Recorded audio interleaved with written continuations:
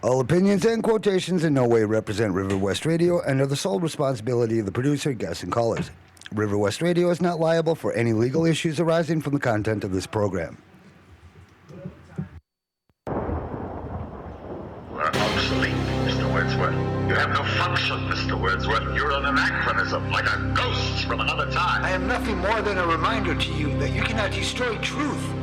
You're a bug, Mr. Wordsworth, a crawling insect, an ugly, misformed little creature who has no purpose here, no meaning. I am a human being. I exist. And if I speak one thought out loud, that thought exists, even after I'm shoveled into my grave. Delusions, Mr. Wordsworth. Delusions, the Bible, poetry, essays, all kind, all of it an opiate to make you think you have a strength when you have no strength at all. You have nothing but spindly limbs and a dream, and the state has no use for your kind. Yeah? Well, we're gonna have to do something about that. This is RiverWestRadio.com, community-supported radio streaming live from Milwaukee, Wisconsin. I'm your host. My name is Michael Wordsworth, and welcome to Breaking Down the News, the show that presents the news highlights of the week, but with a twist. Breaking Down the News is more concerned in bringing you information that wasn't covered on the front pages. Headlines you don't want to miss, because not listening could be dangerous to your freedom, liberty, and health. Good afternoon. It is Wednesday, August 29th, 2012. I am Michael Wordsworth, and these are headlines that should have made the front pages today. Fatal security flaw was discovered in a software that controls U.S. power plants. This article from Natural News, written by John D. Hayes. A cybersecurity specialist has discovered a flaw in the software that allows hackers, not trackers, but indeed hackers, to spy on and attack the communication of critical infrastructure operators of power plants, water systems, dams, and more, and thereby gain access to the credentials of computer systems which control those critical systems.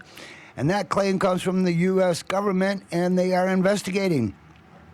Justin W. Clark, an expert in security and industrial control systems, said at a conference in Los Angeles earlier this month that he had discovered a way to spy on traffic moving into and out of networking equipment manufactured by RuggedCom, a division of Siemens. Officials with the Department of Homeland Security said in an alert that the agency released after it had learned of the potential security issue asked RuggedCom to confirm the gap. Clark, 30, a security expert who has worked in the electric utility field for some time, had identified, then provide steps to mitigate the impact. Flaw in the system of software. Clark, a high school grad who did not attend college, has now found 2 bugs in products manufactured by RuggedCom that are widely utilized by power companies which rely on its gear to support communications with remote power stations, and that's according to the Tribune. It is a big deal. Clark told Reuters he bought RuggedCom's products through eBay. Afterward, he conducted the hacking research in his spare time with equipment he had spread out on a bed in his downtown San Francisco apartment. Earlier this year, he was hired by Cylance, a firm specializing in the security of such vital infrastructure that was founded by former Chief Technology Officer of Intel's McAfee Security Division, Stuart McClure. Other cybersecurity experts could use Clark's discovery to wreak havoc on communication networks as part of a wider attack. It is a big deal, said Marcus Carey, a researcher with Rapid7, a Boston-based security firm. Carey worked previously to help defend military networks as a member of the U.S. Navy Cryptologic Security Group. Uptick in cyber attacks aimed at U.S. infrastructure. There have been so far no publicly reported cases of cyber attacks that caused damage to critical U.S. infrastructure, but military and government officials, as well as some lawmakers, have expressed concerns about such attacks in recent months. And in July, the New York Times reported that there has been a dramatic rise in cyber attacks targeting U.S. infrastructure. I'm Michael Wordsworth. Kate? I've got some stories here to cover today that I don't think even made it into our local newspapers. I'm looking at the Irish Times. from, let's see, this would have been from Saturday. Here's a story. Deaths of 35 put South African police on defensive.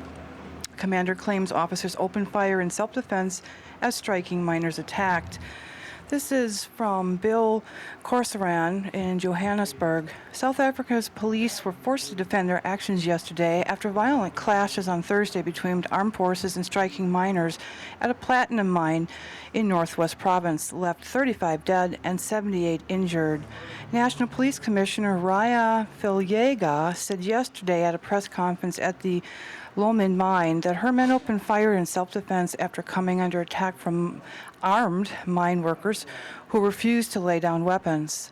The militant group stormed towards the police, firing shots and wielding dangerous weapons, she said, adding police retreated systematically and were forced to utilize maximum force to defend themselves.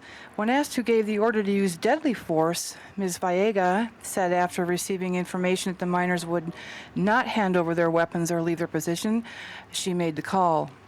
As commissioner, I gave the police the responsibility to execute the task they needed to do, she said. Video footage of police trying to disperse miners through negotiations and crowd control tactics with officers trying to split up large groups of armed men using tear gas, water cannons, stun grenades, rubber bullets was all played for the media. The circumstances of the killings, which have been compared to one of the worst massacres of the apartheid era, has led to broad debate on who was to blame. Websites and internet chat platforms were alive with debate, some people blaming the police, others the company for not giving in to the demands of the poorly paid workers, and others the miners for refusing to give up arms. South Africa's Institute of Racial Relations condemned the police approach to the incident, comparing it to the 1960 Sharpeville massacre, in which 69 people died and 180 were badly wounded. There was clear evidence that policemen randomly shot into the crowd. There is also evidence of their continuing to shoot after a number of bodies can be seen dropping and others turning to run. Tension had been high at the mine since last weekend when 10 people, including 3 policemen and 2 security guards, were killed by miners taking part in an illegal strike. Both incidents are linked to a rivalry between the established National Union of Mine Workers and the more militant Association of Mine Workers and Construction Union, AMCU, over recognition agreements at the mine. In addition, the miners who claim they are paid about £400 a month are seeking a pay rise to $1,250. And the article goes on. I don't recall hearing anything of the sort in any of our newspapers in the last week. Have you? No. That is something. Thank you, Kate, with that report from Ireland. We're going to be having more reports from Ireland. Today, also, Hurricane Isaac continues to press on and be a persistent problem. Troops have entered into New Orleans as Hurricane Isaac closes in. Hundreds of troops have moved into New Orleans as Hurricane Isaac has turned from a tropical storm into a hurricane. This report from Reuters. Brandishing automatic assault rifles to ward off any threat of looting, the troops and military vehicles took up positions on mostly deserted streets.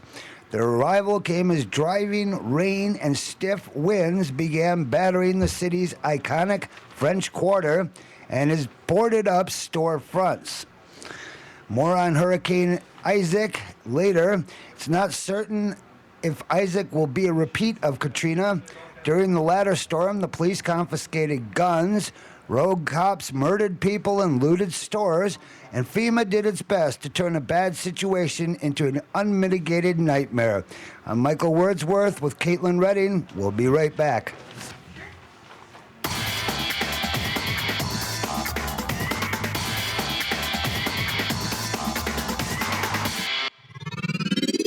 You're listening to RiverWestRadio.com. Experiments have shown that less than 1 minute after the viewer begins to watch television, the brain switches from beta-level consciousness, associated with active and logical thought, to alpha level, which is associated with passive acceptance and suggestibility. This is why advertisers spend billions of dollars a year on commercials, as well as product placement within TV shows. political messages are implanted in fictional TV programs as the relaxed, meditative state of the viewer is receptive to the programming. You're listening to RiverWestRadio.com. The following program is brought to you in living color. This is Breaking Down the News, bringing you headlines that should have made the front pages. Streaming live Monday, Wednesday, and Friday, 3:30 p.m. Central Standard.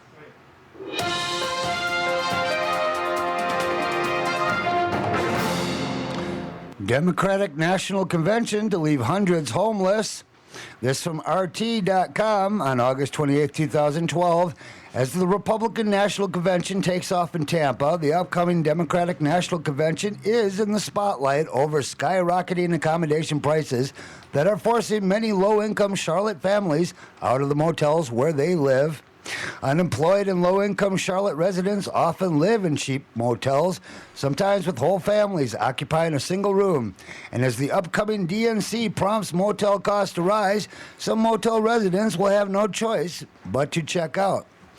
This quote from Eric Drones, "I will work all day for $60," he says. And he predicts that each night in his hotel room could end up costing his full daily income because of these increases, and that's according to the Los Angeles Times. He says, "Why am I going to pay $60 for a room? Then I won't have enough to spend on food or anything. But a room at the Sunset Inn, which is usually priced between $35 to $40 a night, will increase to $250 a night during the Democratic National Convention." And that's according to WCNC.com. On average, Charlotte's room prices will increase by 109% during the convention.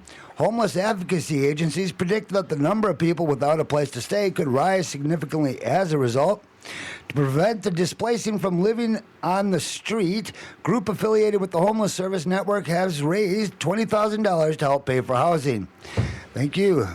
I'm sure the homeless appreciate that. Kate? Well, I have another interesting little article here from the Irish Independent. Here's some information on what's happening inside Ireland itself with the banking industry. Banks must get real on arrears. The extremely pessimistic report by Davy Stockbrokers on the mortgage arrears represents a long overdue wake-up call for the banks. For far too long, the banks have been in denial about the true state of their mortgage books. This refusal to face up to the necessary losses means that the banks remain crippled and unable to lend. Last year's stress tests on Irish banks estimated that mortgage losses would reach up to €9.4 billion in a worst-case scenario. Davy is now estimating that the banks will have to write off between €1 billion and €2.5 billion on their mortgages. This could bring the Irish banks' total mortgages losses to as much as €12 billion, a truly horrifying figure.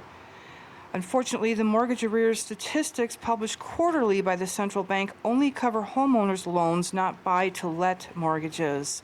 According to Davy, arrears on the homeowners' mortgages, which currently stand at 13.4 PC, will peak at about 16.5 by the end of this year. Not a pretty picture, but still less than 1 in 6 of all mortgages to homeowners. According to USA Today, Tropical Storm Isaac has weakened from the status of Hurricane 2 tropical storm. According to reports that I've been getting from people actually living in Louisiana, in some regions they're actually standing on top of their homes, major flooding going on, and the military has moved in just in case. More on that in a minute. Assad, the president of Syria, was aware of allowing defections. He told Reuters the other day. Syrian President Bashar al-Assad said in a television interview on Wednesday that his government had been aware of some officials were trying to defect and allowed them to leave unhindered.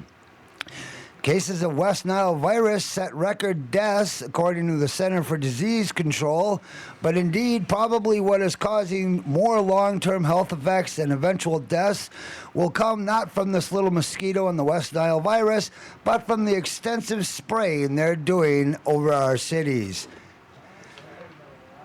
Ban Ki-moon defies U.S. and Israel by attending the Iran summit. The UN Secretary General Ban Ki-moon has met President Ahmadinejad.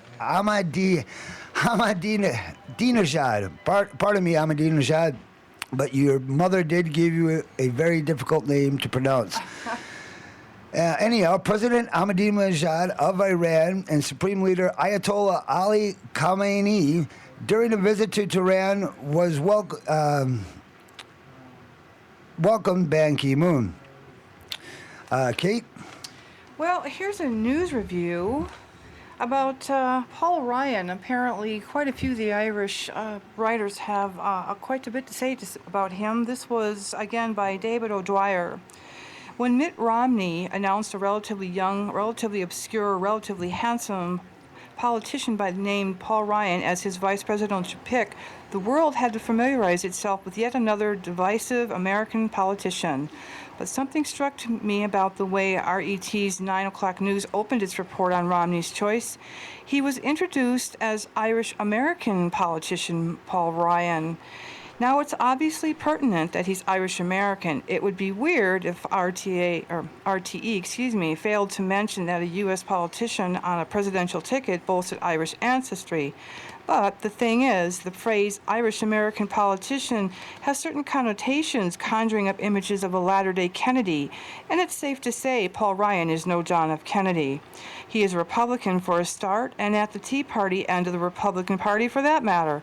But more than that, he's a proudly self-described libertarian, which is about as far as it's possible to get away from the Kennedy tradition without being a Buddhist monk.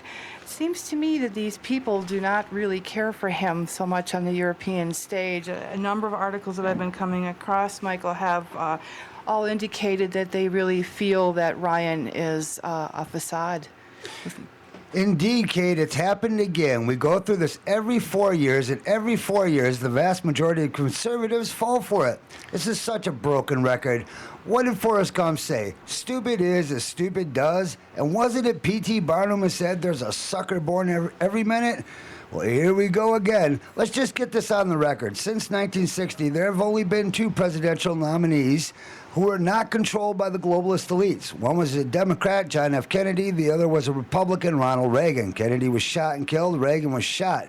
Every other president, Democrat or Republican, has been totally controlled, which is why none of them have done diddly squat to make a difference in the direction of this country on the issues especially that matter. Mitt Romney and Paul Ryan, I agree, Kate. They're just more of the same. I just think it's unbelievable. Paul Ryan was never touted as an Irish-American politician here. Did you know anything about his libertarian views? I certainly did not. Dwyer goes on to say that Ryan states that he grew up reading Ayn Rand, and it taught me quite a bit about who I am and what my value systems are and what my beliefs are. And for those of you who do not know that author, she was a Russian Jewish emigre who wrote interminable didactic novels such as Atlantis Shrugged and The Fountainhead, books that sought to be creative in the triumph of the individual over the collective, extolling the virtues of industrial titans and disparaging the moochers and looters. Shorthand for anybody who isn't an industrial titan, especially. I think that's interesting. They make a point that libertarianism and Irish just don't go very well together on either side of the Atlantic, and I think that we're looking at a pretty much unilateral rejection of this person, this puppet that's being displayed in front of them. Indeed. Paul Ryan, it's just more of the same. Listen, folks, a presidential administration is defined by more by foreign policy than by domestic policy. When it comes to rogue domestic policies attempted by the executive branch of government in Washington, D.C., there are many safeguards, checks, and balances, and the several sovereign states are able to resist and said policies. In fact, when it really comes down to it, any federal policy is only so much split in the wind without the approval and approbation of the states. So will Ryan add anything to the ticket? No. Basically, we're calling Obama and Romney, it's Obamney or Robama. You take your pick. Okay, we're going to take a short break. When we come back, we have more news for you, headlines that should have made the front pages. You're listening to Breaking Down the News. I'm Michael Wordsworth, joining me with Caitlin Redding. We'll be right back.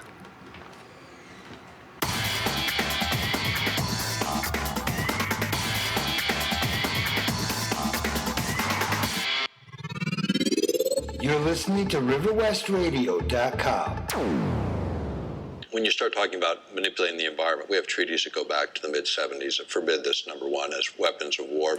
So the perfection of weather modification took place, but it became apparent that using weather modification for wartime purposes was not acceptable to the United States government and other nations of the world. So therefore, the NMOD Treaty came into being and was signed by the United States government after passing Congress. The reason it was signed and implemented was because it would ban warfare, weather modification techniques and use during times of war. Almost all of our treaties that we've signed, including the non-proliferation, counter-proliferation treaties, chemical treaties, the ones that were signed recently, last few years, back maybe a decade now, I guess time goes. But they had domestic exemptions, and so does the environmental treaty. Where you can do whatever you want in your own territorial boundaries. When you start manipulating weather in one part of the planet, it doesn't look on the ground and say, oh yeah, wait, this is the boundary of a political boundary. It fails to recognize those. So you start to talk about geophysics and manipulating the planet itself. Then it's a question of those kinds of exemptions shouldn't even be allowed. Meteorology and the military have a very long history, as I said, and it goes into the strategic advantage that multiplies your traditional force, that is your armament, into using nature to your advantage as well. The following program is brought to you in living color. This is Breaking Down the News, bringing you headlines that should have made the front pages. Streaming live Monday, Wednesday, and Friday, 3:30 p.m. Central Standard.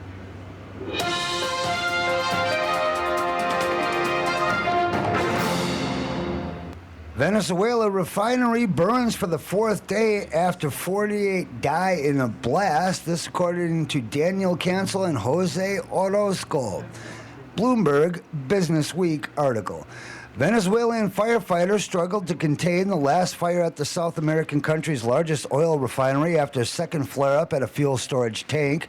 Flames and black smoke billowed from the storage area of the Amoay refinery at 10:05 a.m. local time, about 30 minutes after Oil Minister Rafael Ramirez told state television that the fires had been extinguished completely.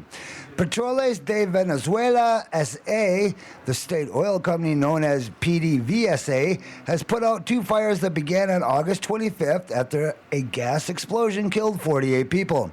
Ramirez, who also heads PDVSA, said firefighters were attempting to cool the storage area and PDVSA was looking to begin to output in a few days. He said that previously that restarting production won't begin until all fires are confirmed to be out. Amoay, which has the capacity to process 645,000 barrels a day, forms part of the Paraguana complex 240 miles west of Caracas. Damage was limited to the storage tanks, and Venezuela has had enough gasoline inventories to meet all commitments, according to Ramirez. An extended shutdown threatens supplies of refined petroleum products as U.S. Gulf Coast plants halt operations with Tropical Storm Isaac headed toward the region. Kate? Interesting. Here's some more news in briefs. Spanish crisis, bailout inevitable, says Madrid mayor. The mayor of Madrid, a prominent member of Spain's ruling party, said yesterday it seems inevitable that the central government would apply for some kind of international aid package as the country goes through a deep recession and borrowing costs soar. Ana Botella, wife of the former Prime Minister Jose Maria Aznar, is the first high-level Spanish official to say publicly that the country would need a financial rescue. There's no doubt about it. It's very probable that we're going to have to ask for help from the European Union, Ms. Botella told Spanish news agency Europa Press. It seems inevitable. Spain's recession-hit economy shattered the banking system, and sky-high unemployment are at the center of the concerns over the Eurozone as investors worry about a bailout of the bloc's fourth largest economy would stretch its rescue funds to the breaking point. Prime Minister Mariano Rajoy says he would not take a decision on applying for a new aid package on the top of the 1 billion euro loan from banks until he knew what conditions would be attached. Is that the amount of the loan is 1 billion that they're, I mean, that can't be. That's like a ridiculously small amount to bail out Spanish banks. This is a new aid package that they're applying for. This is on top of the 100 billion euro loan for banks. Right, the initial one that they had when Bankia was on the ropes. Oh, this was about a month or two ago, actually, 2 months ago. Well, if you recall last week, we were looking at some articles that were in the Wall Street Journal talking about how the German Chancellor Merck was going through what they played out as being a tough time, trying to make a decision as to whether they were going to address Greece's need to add more money, like 60 million more to the bailout, because they understand that Spain is coming. And this ECB bailout is largely funded through Germany. I mean, they're the biggest holders. It's all of the countries that have signed on to the Euro banking system. So, but the biggest obviously will bear the brunt of the France, Germany, and UK. Exactly. Indeed. Well, thank you, Kate. We're going to definitely keep up on more on that. Did you want to? Sure. Here's another story. I just think it's interesting. These are in the Irish Times. This is one of the independent newspapers in the world, which means that it is not owned by any controlling interest. It is truly run by a board of independent people, and no large corporation owns any of it. Again, these are things that I have not seen in our own paper in the past week. And here's something about mortgage corporations. U.S. revamps Fannie and Freddie bailout. I have heard nothing on what that's going to cost us, but here it is in the Irish Times. The U.S. Treasury revamped the bailout of Fannie Mae and Freddie Mac yesterday. That would have been August 17th. To curb chances of the giant mortgage financial firms could emerge from government control as the powerful, profit-driven corporations they once were. The Treasury said it would require the companies whose massive losses threatened the financial system after the housing bubble burst to shrink their investment portfolios more quickly and return to profits to taxpayers. Under the previous bailout terms, the companies, which buy mortgages from lenders and repackage them as securities for investors, were required to make a 10% dividend payment to the Treasury. At times, they have had to borrow from the Treasury just to return the dividends. Now they won't be able to retain any profits. Fannie Mae and Freddie Mac have drawn $188 billion in taxpayer funds to stay afloat, while paying more than $45 billion in dividends. Next year, the Treasury's unlimited support will expire when Fannie Mae's bailout will be capped at $125 billion and Freddie Mac's at $149 billion. That's just disgusting. And in the light that the housing market is not doing well, I really don't see how we're going to see a bright side to this coming up. We're going to take a short commercial break. We'll be right back. Stay tuned.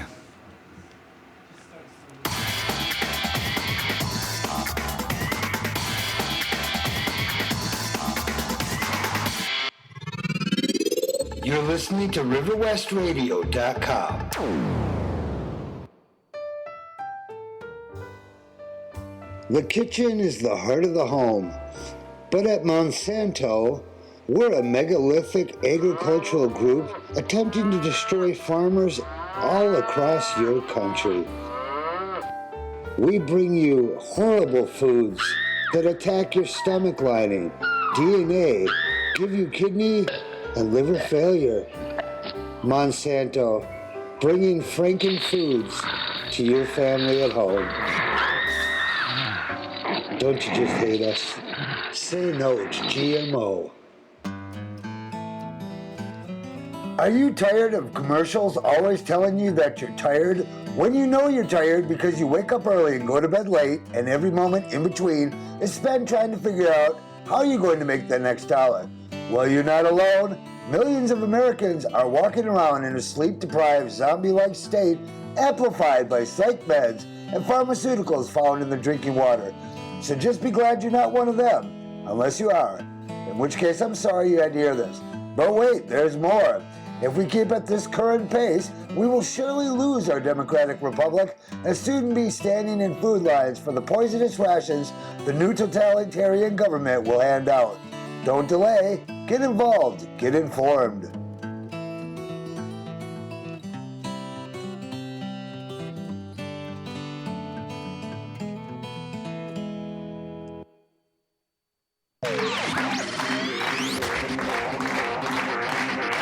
And now, live from River West Radio, the man with words worth listening to, your host, Michael Wordsworth. Okay. Citigroup whistleblower awarded $31 million after exposing lending fraud. This article from John D. Hayes on Natural News. Growing up, small-town, rural Michigan girl Sherry Hunt said she never thought she'd ever be near the top of a major Wall Street bank. In fact, at age 16, she got married and had no plans to go to college. She was more concerned about finding a job when, at age 17, she had her first child. A friend helped her. She got a job in 1975 processing home loans at a small bank in a place about as far away as you can get from Wall Street, Alaska. Over the next 3 decades, Bloomberg magazine reports, Hunt managed to grow in the banking industry. She moved from Alaska up the corporate ladder to higher banking positions in Missouri, Minnesota, and Indiana. And although she left the country never left her. On days off, when she and her husband weren't spending time fishing or doing other things outdoors, she would often ride a horse in Wild West shows, sometimes dressing up as the legendary Annie Oakley. And always she enjoyed the home mortgage business. She enjoyed helping buy people homes. Moving on up, in November 2004, Hunt had an opportunity to join Citigroup, and at age 55 became a vice president in the firm's mortgage division. It was high times for the housing market. It was booming, with Citigroup, the nation's 6th largest U.S. lender, accounting for 3.5% of all the country's home loans. Hunt's role was supervising 65 underwriters at Citi Mortgage's extensive upscale headquarters in O'Fallon, Missouri, near St. Louis. Hunt and her team were financial goalies of sorts. Their job was to protect Citigroup from fraud and bad investments. Citi was to vouch for the loans to make sure they were of good quality before selling them to investors or approving them for government mortgage insurance.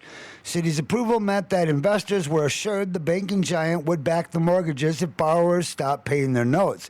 But because housing was indeed booming, demand from investors was incredibly strong for mortgages packed into securities, leaving Citi unable to process them quickly enough. In O'Fallon, Hunt was essentially supervising an assembly line of operation of approval that helped the hyperinflation of the housing bubble, whose implosion would eventually rock U.S. and global financial markets to their core. Hunt says the factory-like pace was so fast it was impossible to examine every loan. Go along to get along? Well, by 2006, the bank was buying bad paper, mortgages from outside lenders containing doctored paperwork, missing signatures, bogus appraisals. Hunt's job was to identify these defects and report them to bosses, which she did regularly in written reports. But her warnings were buried. Before, during, and after every financial collapse clear into 2012, she told the magazine what was coming. In March 2011, after Citigroup was handed $45 billion in taxpayer-funded bailout money via the U.S. government, in addition to billions more from the Federal Reserve, Hunt and a colleague were asked by Jeffrey Polkinghorne, Jeffrey, an O'Fallon executive in charge of loan quality, to remain in the conference room following a meeting. Hunt says that meeting was brief, fierce, and to the point. Polkinghorne was telling them a number of loans classified as defective would have to fall, or else, get this, your asses will be on the line. She says it was clear what she and her colleagues were being asked to do, and she said she'd have no part of it. This quote, all a dishonest person had to do was change the reports to make everything look better than they were, and that she told the magazine that she would not play along. Rather, she took Citigroup to court, and she won. She told Reuters that Quote, I set up an appointment with Human Resources and Ethics and told them everything. They did some cursory investigation. The sad part is they never ever told me, Sherry, you were right, or Sherry, you're looking at this wrong. There was no assurances, and there were no regrets. In fact, city groups didn't dispute her case at all. The banking giant didn't even mount a defense. So on February 15, 2012, the bank agreed to pay $158.3 million to the U.S. government to settle the case, she said to the magazine. And as a reward for not playing along with her employer, Hunt received $31 million off that settlement. The fact that Citigroup was still behaving badly as late as 2012 just demonstrates how a big bank that got into big trouble still hasn't learned the lessons of the credit crisis, despite tens of billions in bailout money paid by taxpayers, said Neil Barfosky, former Special Inspector General of the Troubled Asset Relief Program known as TARP. Quote, he states that this case demonstrates that this case demonstrates that the notion that the bailed out banks have somehow found their conscience and have reformed their ways in the aftermath of the financial crisis is a pure myth. Hunt is reflective of her time at Citigroup. She said that Citi is full of wonderful people, conscientious people. In the end, she said she made the right decision.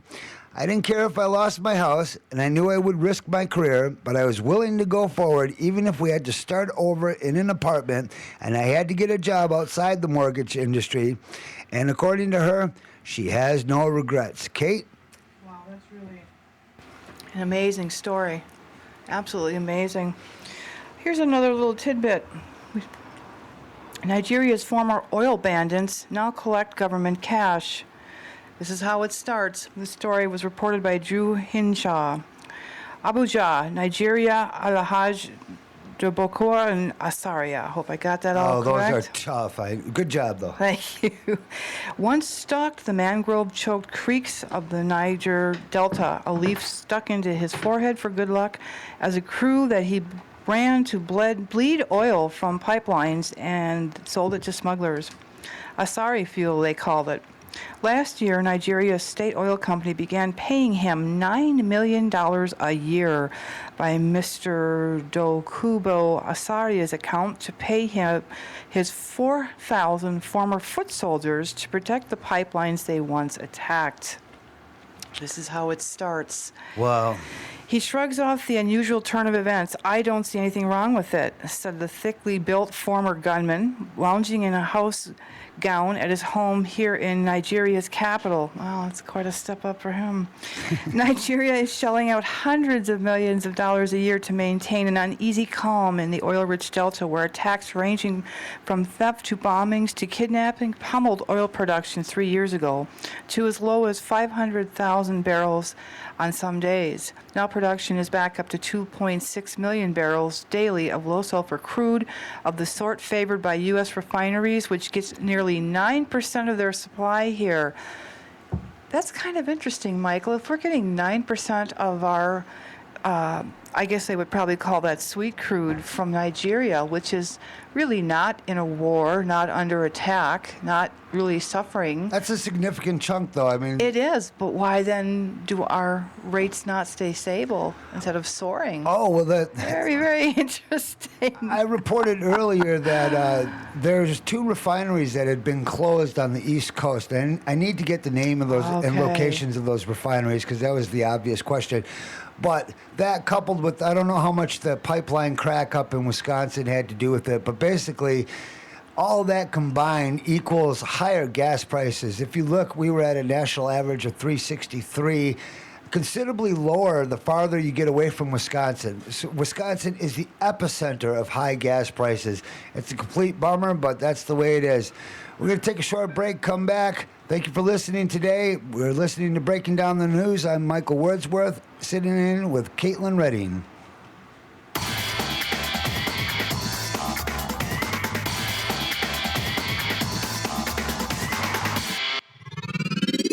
You're listening to RiverWestRadio.com. When you're out on the road, you want to know them tires are touching the pavement. You want rubber to concrete. When you're out there, you want to drive knowing that you're in control of the wheel. But what about your government? Don't you think your government should have its reality check and the rubber hit the pavement? What's going to put the brakes on the rampant fiscal spending, budget problems? It's not the voter, it's not the constituents, it won't be the leaders. The problem ain't the leaders, it's the followers. Get behind the wheel, America. It's like the roaring 20s all over again. The stock markets are well above 12,000. It's as if nothing could go wrong, or could it?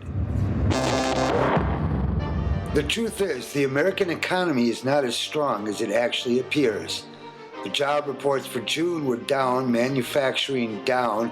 The actual CPI rate, if you adjusted it correctly, would show that unemployment is at a staggering 22%.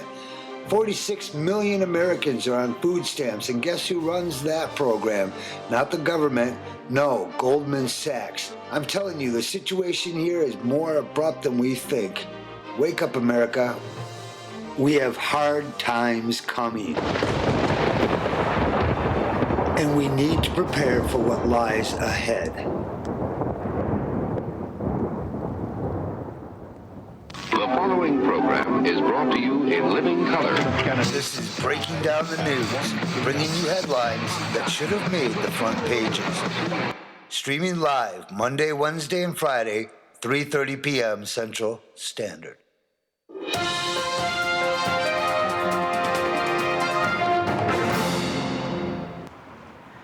I'm going to divert from the regular headlines to read an opinion piece, again from the Wall Street Journal. This was submitted by Andrew P. Morris and Donald J. Boudreau. This is a Coca-Cola solution to high gas prices. When you fill your car with gasoline, you probably think you're buying a commodity, just as a Coke bought in Los Angeles is the same as one bought in Boston. And a gallon of gasoline purchased one place is the same as one bought elsewhere, right? Wrong. As one refinery executive noted in 2003, gasoline is not just gasoline anymore. It is a specialty chemical. There we go, folks. Specialty chemical. For most of the 20th century, the United States was a single market for gasoline. Today, we have a series of fragmentary regional markets thanks to dozens of regulatory requirements imposed by the Federal Environmental Protection Agency, otherwise known as EPA, and state regulators. Regulatory? Regulators. Oh, regulators. Regulators, excuse me. That's a problem because each separate market is much more vulnerable than a national market to refinery outages, pipeline problems, and other disruptions. Today's fragmentation is a throwback to the early 20th century when fuel markets were fragmented because of high transportation costs. Early retail outlets sold gasoline and kerosene that varied dramatically in quality from place to place. John D. Rockefeller named his company Standard Oil precisely to advertise the consistent quality of its products. But as transportation costs fell with the proliferation of pipelines, markets expanded and competition intensified.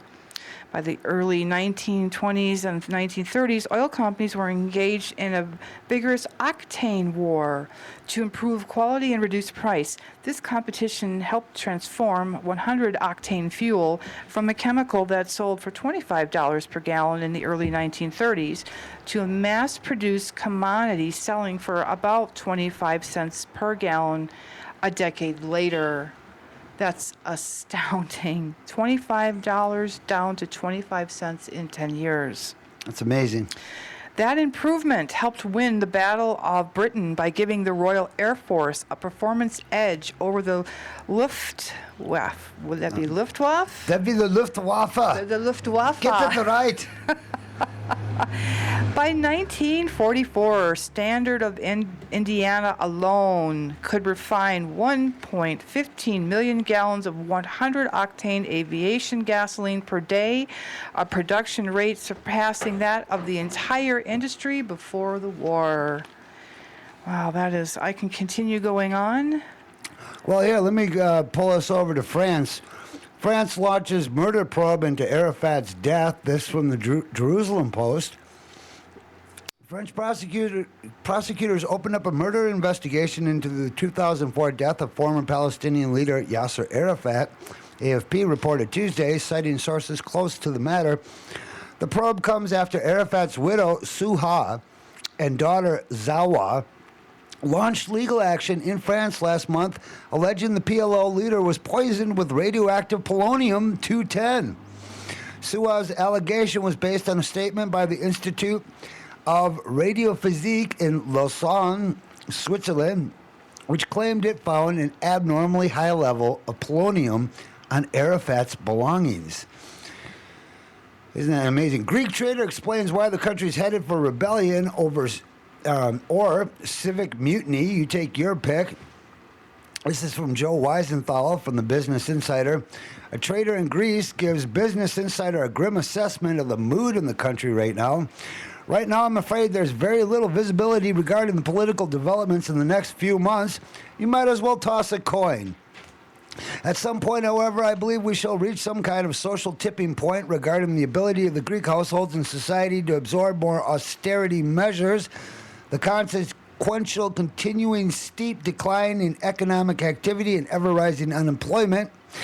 The result may well be social rebellion, maybe even civic mutiny and associated political and parliamentary instability. This is the game plan that the neo-communists of Syriza have been preparing for the past year or so, and the one that they have actually reinforced whenever and wherever that was possible. Unfortunately, I cannot see a good ending scenario under the present circumstances. Now, when this tipping point may be reached is anybody's guess. It could very well be as close as only a few months away. I do not believe that you can find anybody within or outside Greece that still sincerely and truly believes that the troika process of internal devaluation shall lead to a positive socio-economic outcome, since no effective counterbalancing economic development measures and incentives were ever implemented or even seriously considered. Sorry I could not offer a more optimistic or positive picture, and I hope that developments will soon prove me wrong. Unfortunately, this doesn't sound different than what another contact recently told us about society being at the end of its rope. Another person specifically noted the coming wave of likely tax increases as breaking the country's back further. The coalition government that came into power this summer has already seen disillusionment, setting up an opportunity for the far left wingers of Syriza to come to power before too long. Kate? I have another view of the massacre in South Africa. Again, something I did not see very well represented in our local media.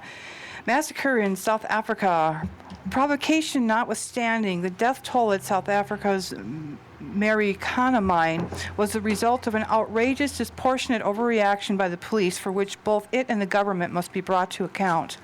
20 years ago, the African National Congress, or ANC, would rightly have placed responsibility on the apartheid authorities for precisely this sort of then all too typical police action.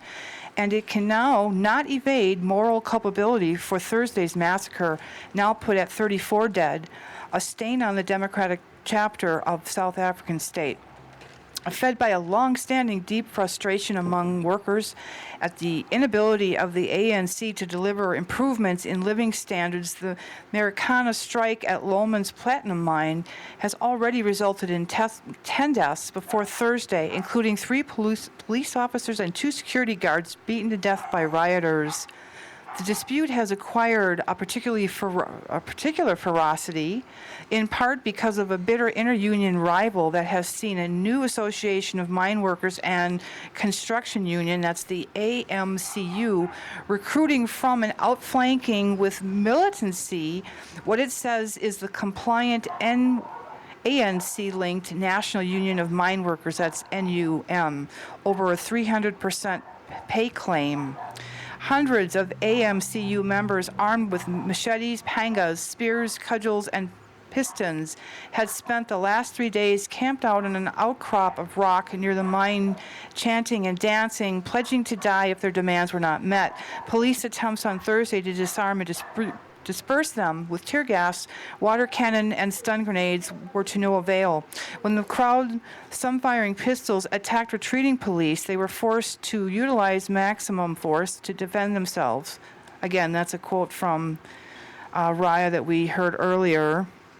But the police had plenty of means of non-lethal force, and the officers' tactical failure in the face of the predictable mob attack to deploy such minimized casualties was compounded by the breakdown of command discipline manifest in their inability to curb discriminate automatic fire by those under their control. That's a different, really interesting admission. That's a little different than what the article was saying, that they actually are now admitting to the fact that their officers were firing indiscriminately and not necessarily with orders to do so. What country was this in? This is a different article. This is from the Irish Times. I was reading one also from the Wall Street Journal. Yeah, I was going to say that a lot of rioting, police conflict sort of issues there. I guess that goes on all over the world, from Greece onward. Well, I don't know if people know very much about platinum, but it's actually one of the most valuable metals on the earth. It's far more valuable than gold. And actually, in Asian cultures, like the Japanese particularly, buy an incredible amount of platinum jewelry. They don't even go for gold anymore. It's all about the platinum, and next is titanium. Well, too, the platinum is utilized to make catalytic converters. And it's trace amounts, but that's why you'll get your catalytic converter stole off your Jeep. I had no idea. Go figure, right? Well, the criminals know it. I guess so, but platinum more and more is used in very high-tech types of, I guess, what we would call motherboards and other machinery. Platinum is becoming an increasing alloy in, or I shouldn't say alloy, I should say metal, in armaments. It's a damn good commodity to invest in. I can't see any downside to platinum in the near future. Not at all. Iridium, palladium, titanium, silver, copper, they're all good bets. This is Michael Wordsworth speaking with Caitlin Redding. We'll be right back. Thank you for joining us today.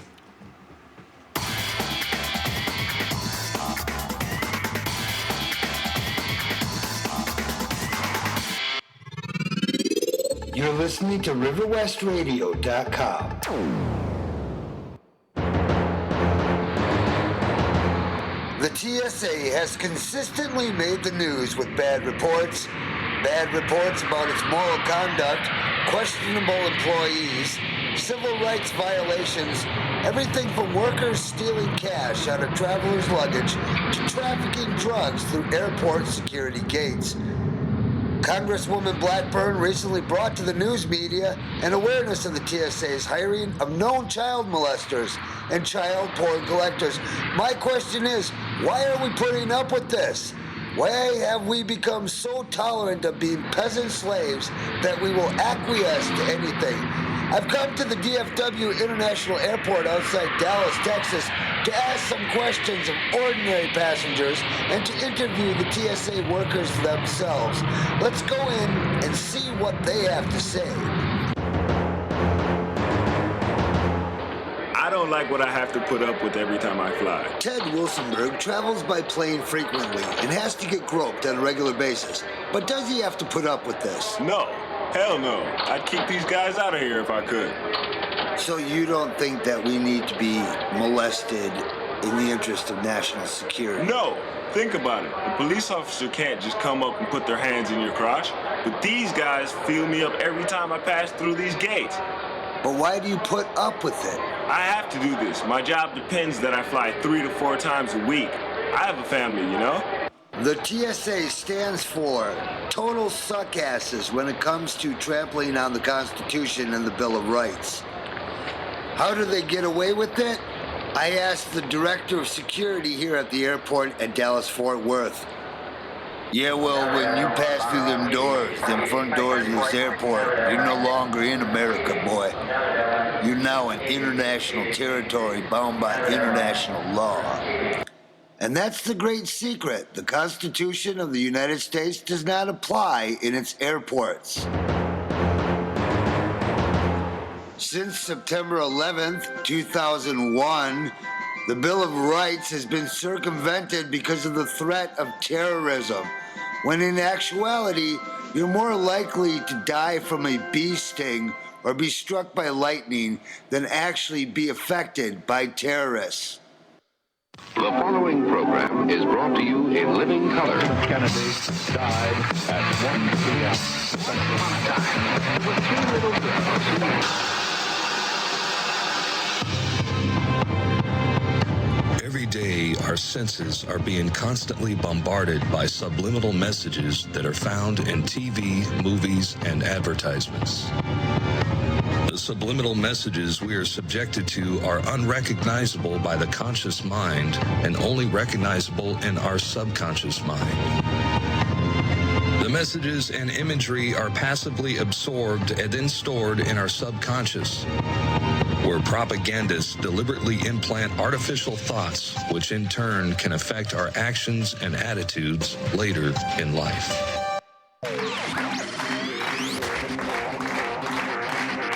And now, live from River West Radio, the man with words worth listening to, your host, Michael Wordsworth.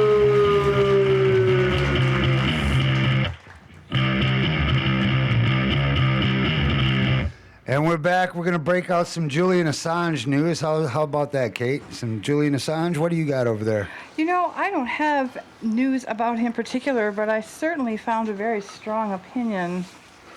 We're going to have to find out more. This is the letters to the editor page. And this is submitted by an Alwyn Pritchett, Mornat Avenue, Northwich Crew, England. And he says, Sir, the 1987 Diplomatic and Consular Premises Act was a response to the intolerable abuse of foreign embassy premises. British Special Services had to risk their lives saving Iranian embassy staff from their fellow Islamic terrorists in 1980. Another one had to be cleared of squatters, and then in 1984 we had a policewoman shot dead from a window of Gaddafi's Libyan embassy. Enough of that. If the law also ensures that bail jumpers cannot behave with impunity, so much the better. I don't think that after what was allowed to happen to the British Embassy in Dublin in 1972, that we need any lessons from the Irish about observing diplomatic niceties. Indeed. Well, another issue with the Diplomatic Corps. So this is again. Just could you recap that in your own words? Sure. This is a response to Assange and Ecuador. So I would imagine there must have been some skirmish that occurred. I would imagine we have some diplomatic playboy causing problems in another country that has now brought us to the national or the international stage here. And I think that I think all countries are probably looking to do some revamping of their diplomatic immunity laws because, as people in the U.S. know, we've had actually citizens here murdered. We had one diplomat here whose name I can't remember was actually murdering women in New York City for a time. Well, I know one gentleman who's concerned about diplomatic immunity and extradition laws, and that, of course, would be Julian Assange. Apparently, his arrest plan was revealed accidentally. Plans to seize Julian Assange. This is from an article of The Guardian, the London Guardian. Okay. Plans to seize Julian Assange under all circumstances. That's in quotation marks. The moment he leaves the Ecuadorian embassy in London have accidentally been revealed by a police officer displaying restricted documents outside the embassy. And what the photo has... There's an actual photo, which is kind of, well, this looks suspicious to me when it's just like, oh, look, there's the cops, he's got, and so the photo shows three cops, but their heads aren't visible. It's just from their knees to their shoulders, and one of them's holding a clipboard, and the caption underneath it says, a police officer holding a document apparently saying Julian Assange is to be arrested in any circumstances if he comes out of the Ecuadorian embassy. It's kind of amazing. I mean... a stretch, maybe? I'm reporting on this, but just when I see things set up like this, it's almost like, come on, is this just some propaganda? I mean, Assange, the good thing about Assange is he blew the whistle, and you got a lot of whistleblowers. You Bradley Manning, who is that football's Pat Tillman. My God, that poor guy. If people, do you remember Pat Tillman? He took several bullets in the head for us. He was a true American patriot. He was killed by our own forces. I mean, it's hard to say who actually did it. We may never know. It's like the Kennedy assassination. Actually, most people don't even know what Pat Tillman went through. But basically, he was a very famous football player. He joined the military. I'm talking 3-4 years ago at least, maybe more. Joined the military, went over, actually believed all this BS that, he was told. I mean, God bless him, but he actually believed it. It's not, okay, look, fool me once, shame on George Bush. Okay. Fool me twice, shame on George Bush again. Junior, yeah, of course. Well, anyhow, Pat Tillman believed this stuff. He went over there, and what he found out was shocking. It's what any of us would find out if we just dug a little bit. You got cash being paid off to everybody and anybody over there, and that whole war could have been fought with suitcases of cash. I mean, hell, we just printed on paper anyhow and then send the bill to the American people, so what's the difference? Well, anyhow, Pat Tillman, when he got too close to finding too much, they capped that boy. They put a cap in his head. And I don't know where that term cap comes from, but because there's really no part of the bullet that's really a cap. Maybe they're talking about the tip. When they eject the shell, you could call that it caps the bullet. He died of lead poisoning. Multiple rounds of lead poisoning in the head. Well, I do have a good piece to that end. His mother, I believe, is the one that authored a book about his life and his beliefs, and that actually has made it at least into some high school's curriculum. In English, that book is one of the ones that they are reviewing. I bet you didn't know that. I did not know that. I'm sure there are some parents out there that knew that. Pat Tillman was on his way to just an amazing football career and interrupted that to become a military. Perhaps to set an example. I mean, I'm not downing like Elvis. The guy. I'm not a communist America hater. I'm actually, I've come to grow in appreciation for my country's ideals as they were started. They might not have been perfect, but indeed, the entire world respected us for the civil liberties that were granted to our citizens as a U.S. citizen. So, it's a great tragedy when people like this, if he had lived, he could have spoken volumes against this corrupt corporate industrial military complex that basically buys politicians and funds committees to promote war constantly. In fact, speaking of war with Iran appears more imminent. This is according to Raven Klabow from the New American. There's been ongoing speculation on the possibility of an Israeli-U.S. strike on Iran for quite some time. Publicly, the Obama administration has indicated that while military action was not off the table, it was also not the first choice of the administration. President Obama had hoped Israel would delay an attack on Iran until after the presidential election in November, but the Israeli government is apparently serious about the attack being earlier. This according from Reuters, who quoted Ehud Yahare saying, Israel is telling President Obama that unless there's a change of tack, Israel will go it alone. I do believe that Israeli Prime Minister Benjamin Netanyahu is serious about this. And Yahari is an Israeli-based fellow at the Washington Institute for Near East Policy. According to the Jerusalem-based intelligence website Debka File, the White House scrambled to reconnect with Jerusalem after the Obama administration was persuaded that Israel was serious about conducting a fall military operation against Iran's nuclear program before the November 6th U.S. presidential election. Well, quote, Obama and Netanyahu were discussing a one-on-one encounter on the sidelines of the UN General Assembly session opening in New York on September 18th, Debka revealed, and discussions, quote, handled by National Security Advisor Tom Donilon for the U.S. President and Senior Advisor Ron Dermer for the Prime Minister have moved forward.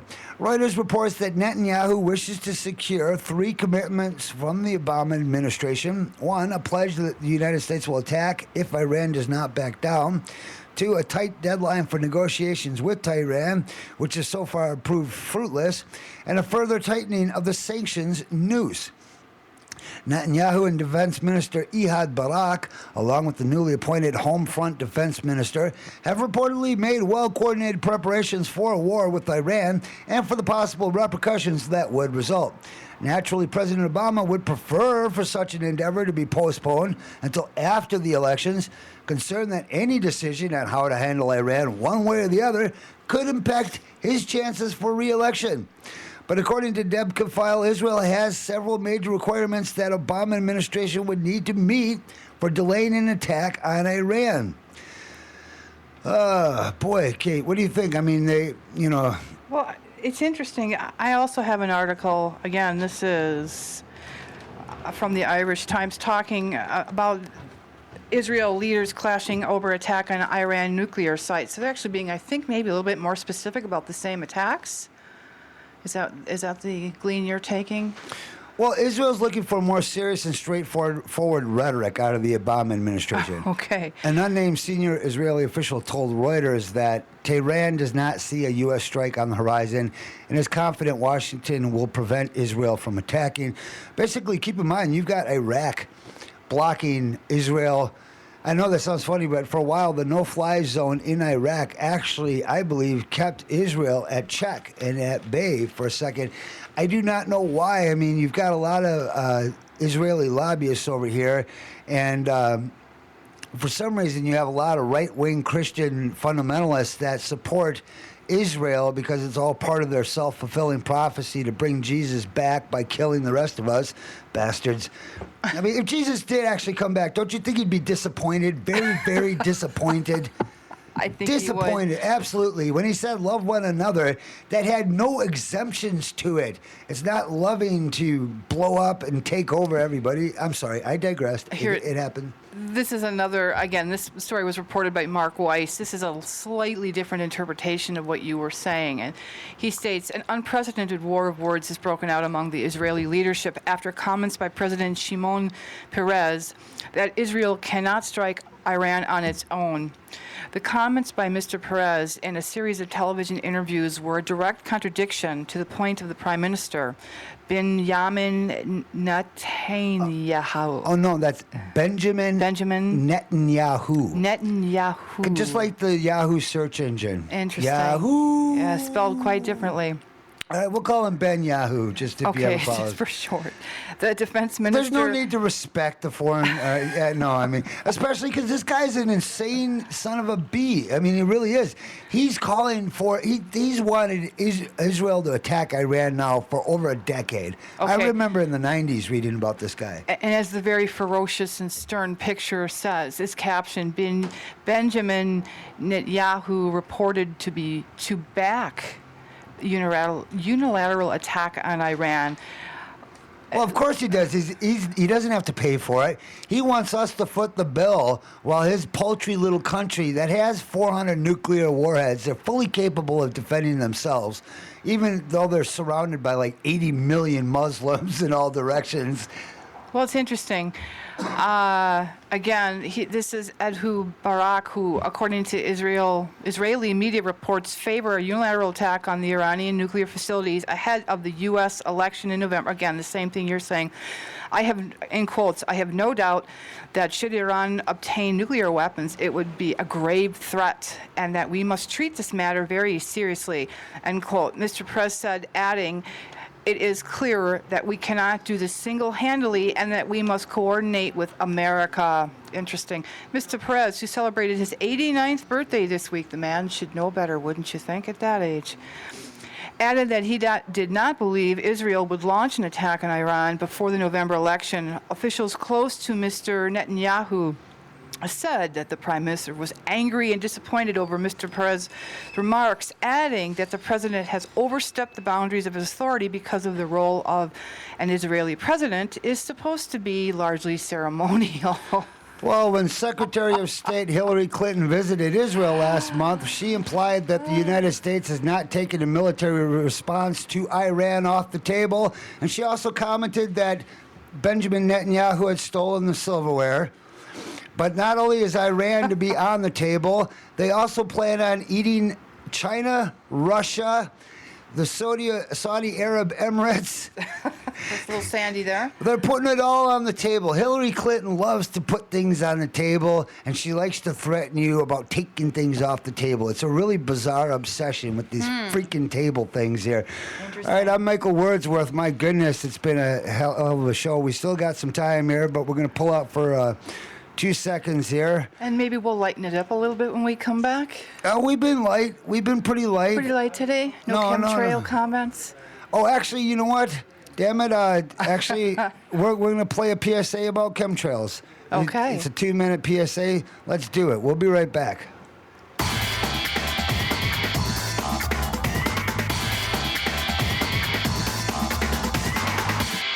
When you start talking about manipulating the environment, we have treaties that go back to the mid-'70s that forbid this, number one, as weapons of war. So the perfection of weather modification took place, but it became apparent that using weather modification for wartime purposes was not acceptable to the United States government and other nations of the world. So therefore, the NMOD Treaty came into being and was signed by the United States government after passing Congress. The reason it was signed and implemented was because it would ban warfare, weather modification techniques and use during times of war. Almost all of our treaties that we've signed, including the non-proliferation, counter-proliferation treaties, chemical treaties, the ones that were signed recently, last few years, back maybe a decade now, I guess time goes. But they had domestic exemptions, and so does the environmental treaty. Where you can do whatever you want in your own territorial boundaries. When you start manipulating weather in one part of the planet, it doesn't look on the ground and say, oh yeah, wait, this is the boundary of a political boundary. It fails to recognize those. So you start to talk about geophysics and manipulating the planet itself. Then it's a question of those kinds of exemptions shouldn't even be allowed. Meteorology and the military have a very long history, as I said, and it goes into the strategic advantage that multiplies your traditional force, that is your armament, into using nature to your advantage as well. The following program is brought to you in living color. This is Breaking Down the News, bringing you headlines that should have made the front pages.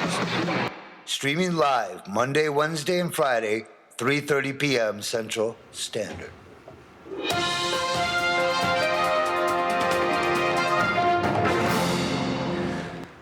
U.S. veterans suffering from head trauma may become violent and dangerous, says the Department of Defense. I'm sorry. Hey, it's like the Onion here, right? U.S. veterans suffering from head trauma may become violent and dangerous. Is that opposed to anybody else suffering from head trauma? No, you make a good point, because this is specifically directed towards the perception that there's a problem with veterans returning from. These poor guys signed on, like whether they were like Pat Tillman and actually believed that they were fighting for a force of good and right. Oh my goodness! And not a corrupt oligarchical military-industrial complex.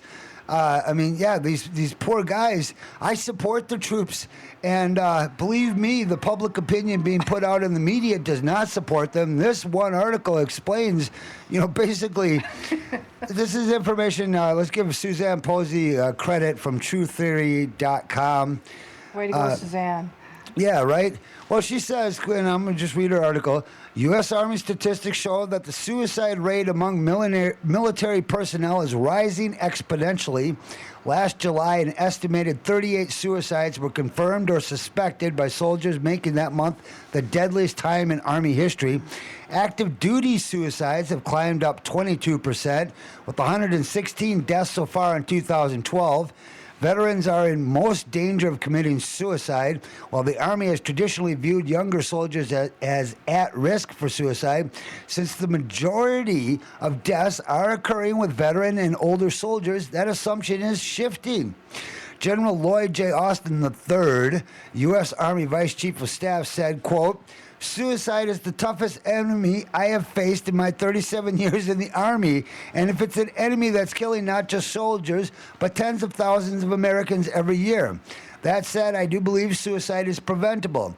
To combat it effectively, we will first kill you, and then you will not be able to kill yourself. Do you understand, soldier?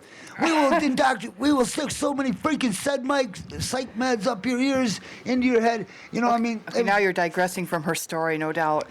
Well, yeah, I'm just laughing at this guy's comment. Suicide's the toughest enemy we faced. That's why we have a military budget that it's supposed to cover.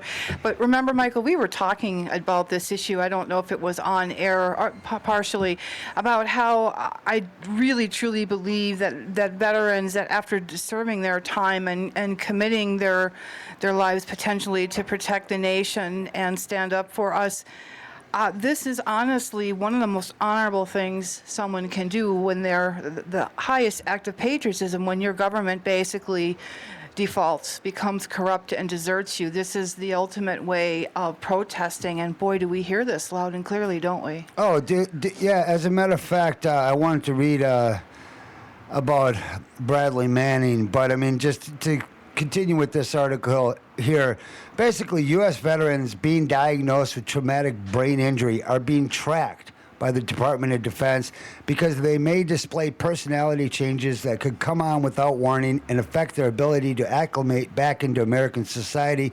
My question is, why do you send them out there in the first place? But the University of Indiana School of Medicine was given $3 million to come up with a pharmaceutical to combat suicides in the armed forces. Dr. Mile Kubek, associate professor of neurobiology, developed an anti-suicide nasal spray that releases a neurochemical called thyrotropin-releasing hormone, or TRH for short, that is touted as being euphoric, calming, and has an antidepressant properties. The thing is, you can't let these guys smoke pot because they might not want to go to war afterwards, and that would be devastating, wouldn't it? But oh my goodness, I'm sorry. That is just. We know that there are many pharmaceutical neurotransmitter reuptake inhibitors that are causing people to kill themselves. So they honestly think, let's not be fooled by the science. He's just taking a chemical that's known to cause euphoria and make it into a aerosol, delivering it to the nasal mucal passages, which are able to easily and quickly absorb. Well, what this article doesn't report, which I will for you now, absurd. Is that some of these treatments, these chemical treatments, actually are the equivalent of a chemical lobotomy in the brain. The reason why you can't feel depressed anymore is because you're broke. Your brain doesn't work anymore, and it doesn't put out those chemicals. It's been disconnected. Yes, and that would cause further ramifications, some of them being it's too easy to become a sociopath because now you're disconnected from your basic governor that shuts off your impulse to attack others. But this plan is unfolding through the media that connects U.S. veterans to the probability of committing horrendous acts of violence. In the recent Sikh shooting, we were introduced to Wade Michael Page, who was a U.S. veteran from Fort Bragg with supposed neo-Nazi ties, according to the Southern Poverty Law Center. But the Oklahoma City bombing was supposedly committed by Timothy McVeigh. He was a veteran. And when the U.S. government rolls out martial law, the biggest threat to their total lockdown of America will be the U.S. veterans. Former active duty soldiers are trained in tactical procedures and pose a real risk because they can easily combat the U.S. military that will show up in every city across the entire nation. And when I say pose a real risk, this article should have stated a real risk of opposition to the martial law takeover of the United States. Because, folks, you have to understand, when the martial law comes in, it's not going to be for your best interest that it takes place. You will be perceived as one of the endless rioting mob members in this country. Potential, confused, dazed, hungry, starved. Oh, just enjoy your damn beers out there today and go and watch television some more. That's all. No need to worry about this. Well, these brave Americans have given up everything, as you were saying, Kate. These brave veterans, everything, to protect the U.S. and fought in coercive wars without their prior knowledge. The ones who are lucky enough to come back are now being turned into the newest boogeyman. Blah, oh, no, veterans, be afraid of them. They're replacing Al-Qaeda and other state-sponsored terrorist groups. The demonization of our veterans is a part of the plan concerning martial law and eventual conversion of our constitutional republic to a fascist dictatorship controlled by a global elite. I can't put it any more succinctly. We'll be right back with more news.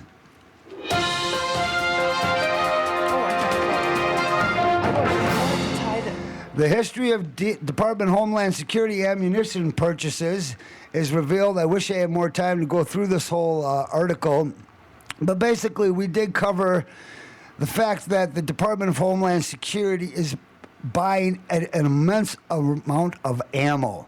What was it? 450 million rounds, and with the potential of buying 650 million more hollow point ammo. Well, let me just put this. Here's a quote from Adolf Hitler. And, of course, this quote comes from the 40s or possibly the late 30s. But here's what he had to say about gun control. This year will go down in history. For the first time, a civilized nation has full gun registration. Our streets will be safer, our police more efficient, and the world will follow our lead into the future. Sigal! Sigal! Okay, and that's, frankly, that's where gun control comes from. I mean, that's from Adolf Hitler himself. I wish I had an actual clip, but it would have been in German, so you wouldn't have been able to understand it. Let's move on because there's tons of news tons of headlines that should have made the front pages. Let's cover the West Nile. The West Nile virus, this according to TruthTheory.com. Quite frankly, they're lying to you again. This is by John Rappaport. Should I guess what this is going to say?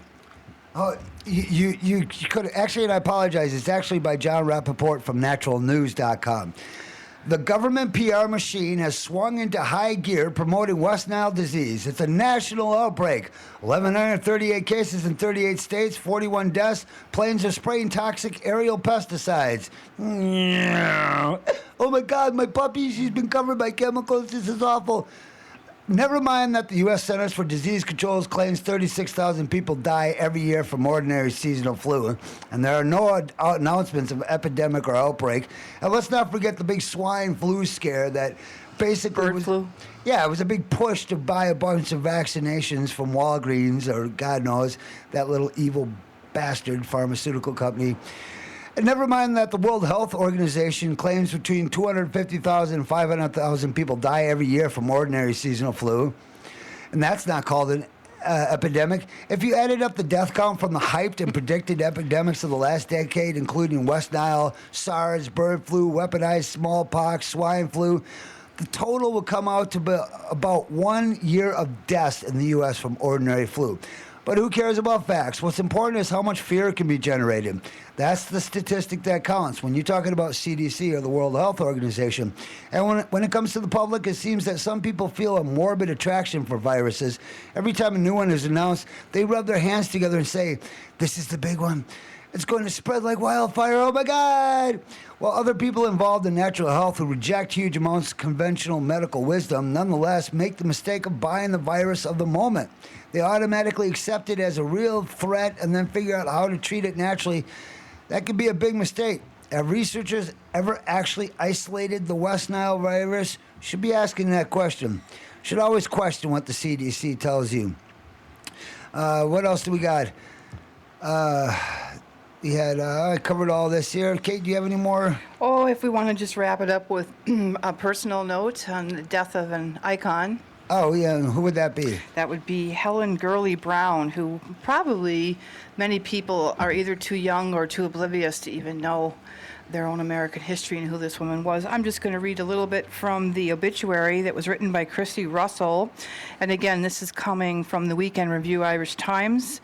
This week, the mayor of New York City, Michael Bloomberg, mourned the death of former magazine editor Helen Gurley Brown, saying, "Today, New York City lost a pioneer who reshaped not only the entire media industry, but the nation's culture." Not a bad eulogy for a woman who once considered herself neurotic and plain, nor is it unsubstantiated hyperbole. Because during her 32 years at the helm of Cosmopolitan magazine, Gurley Brown, who died at age 90, undoubtedly changed the world. For one thing, without her, we would never have seen Sex in the City. Long before SATC Samantha became the poster girl for the pursuit of premarital pleasure, there was Helen Gurley Brown. Her groundbreaking book, 1962, Sex and the Single Girl, and its message that it was okay to want an orgasm without having a ring on your finger, instigated frank sexual discussion. She spearheaded a liberation and thinking about sex and pleasure for all women, says sexologist Dr. Sioham O'Higgins. Her message that nice girls do have sex and do enjoy it was in its time really powerful, and she just demystified the social dynamic of sex. Gurley Brown gave the green light to guilt-free single sex, telling women sex is one of the 3 best things there are. I don't know what the other 2 are. You have to keep reciting to yourself, I'm a sexual person, I want sex in my life, I deserve it, and I'm not going to let it disappear. Thank you, Kate. And in a related story, my heart goes out to the 3 Russian women who comprised the Russian rock band Pussy Riot. They were brutally deceived and used by the Washington finance NGOs that have infiltrated Russia. Pussy Riot was sent on a mission that was clearly illegal under statutory law. You have to admire and appreciate the spunk of the women, but you have to bemoan their gullibility.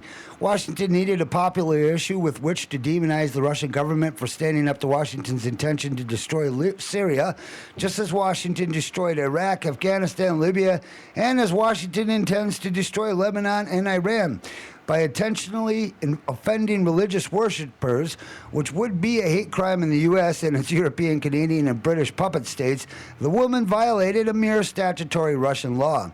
Prior to woman's trial, Russian President Putin expressed his opinion that the woman should not be harshly punished. Taking the cue from Putin, the judge gave the woman, deceived and betrayed by the American finance NGOs, 2 years instead of 7 years. Also, I wanted to cover the fact that there's so many more important issues on which the media attention should be focused. There's Bradley Manning's illegal detention and torture by the U.S. government. Manning has already been in prison without trial for longer than Pussy Riot's sentence. What is Manning's crime? No one knows. Washington accuses him of doing his duty under the U.S. military code and revealing the war crime of the thrill killing of civilians by U.S. military personnel and of releasing documents to WikiLeaks revealing the mendacity of the U.S. government. In other words, Manning is a hero, and so off he is dragged to the torture chamber. WikiLeaks' Julian Assange, accused of posting on the internet the leaked documents, is confined to the Ecuadorian embassy in London. The British human rights regime refuses to abide by international law and allow Assange, who has been granted political asylum by Ecuador, safe passage.